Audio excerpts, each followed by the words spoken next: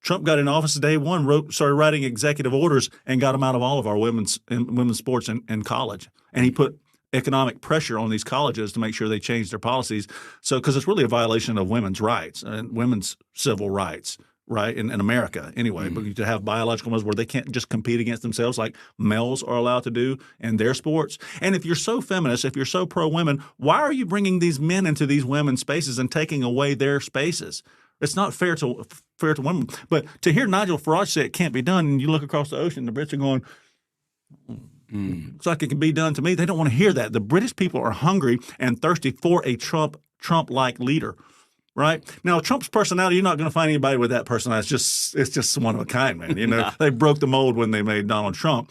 But I do think there are people who espouse his same types of policies. You know, to me, Ben Habib right now, he's not pulling any punches. Advance UK, he's not pulling any punches. People say, well, Advance UK can't do it. They've only got 30,000 members. Yeah, they got 30,000 members in their first 2 months. That was ahead of the trajectory. Not only did they get 32,000 members in their first 2 months, they got the endorsement of Elon Musk, the richest man in the world, in the first 2 months. An endorsement that had Nigel Farage been able to play his cards right, had he played his cards right, he would have gotten that endorsement. But that just goes to show what type of leader Nigel is, that he would lose such a valuable endorsement like Elon Musk. You lost that because Elon sees that weakness. He sees you appeasing the Muslim community because you think you're going to get something. The Muslims are never going to vote for Nigel Farage. They're never going to do it.